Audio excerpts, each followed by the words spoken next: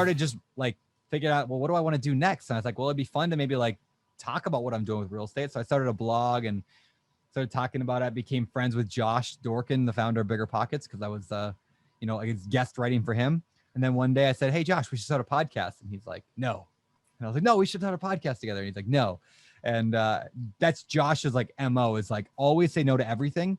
That way you have to talk him into the good idea. This is actually a tip for everybody. I love this about Josh.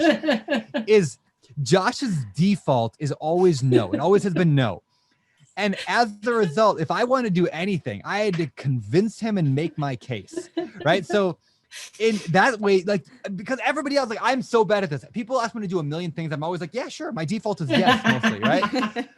And like, when your default is less yes in life, you don't accomplish anything. So Josh taught me the default no. So I finally talked him into it, and we started the podcast. And our goal was within 2 years was to be in the top 100 of all business podcasts. And then week 1, we hit like number 4 or something like that. So it's been crazy since then. Yeah, well, we know that story real well, don't we, Annie? I'm always like, no, terrible idea, no. Yeah. I'm like, how can I? What creative ways can I think? How can I repackage this idea? That's funny. That's exactly it. You need that, like that in a kind of in a partnership or in a relationship. You need that somebody to put the brakes on a little bit. Yeah, absolutely.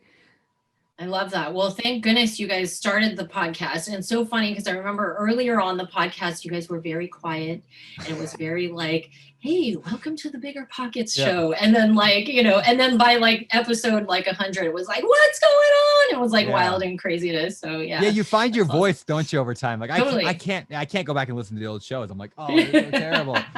But whatever. They get you to, it's the early stuff you do gets you to where you are today, whether it's real estate, whether it's podcasting, blogging, whatever. So it's people who never take the risk on the early stuff is why they never get the success they want later on, because they're too afraid to try to make a fool of themselves for a little bit.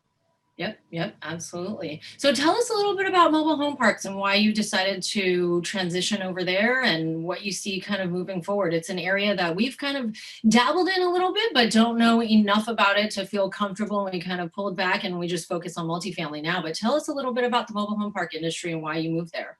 Yeah, sure. So the biggest reason I went there, I always like to preface it with this when I talk about mobile home parks. The reason I chose it is because I chose it. And what I mean by that is it's one of those, like, there's a million niches at work, and I like that you could find the niche of like self-storage. You could do apartments, you could do nice apartments, bad apartments, you could do vacation rentals. It all works.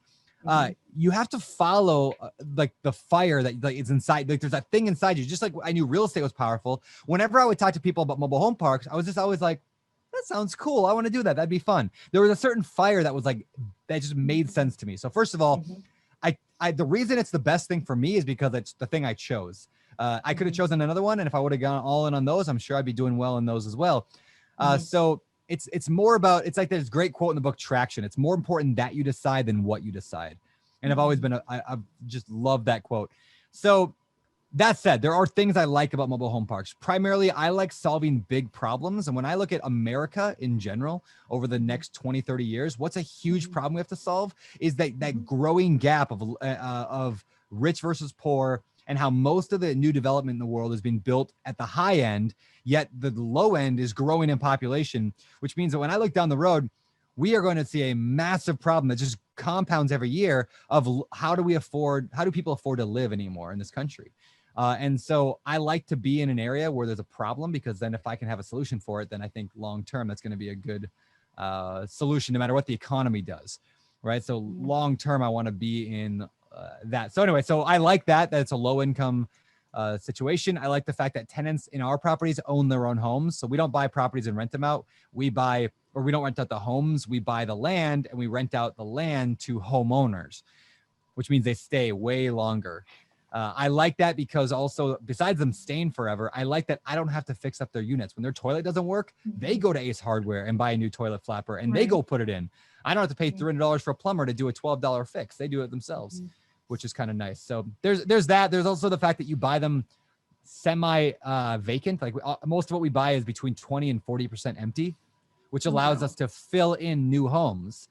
So we call it infill. You infill the homes and then sell them off or you can do a rent to own. And now that is just increases the value of your property because the net operating income increases so much when you add a new property in there. So we can dramatically increase the value of a park that has nothing to do with the economy, which is what goes back to cash growth, right? I want a property that cash flows from day one and that will grow from appreciation regardless of the economy, because we're not relying on natural appreciation, we're relying on forced appreciation to get us there. So that's kind of why I like mobile home parks.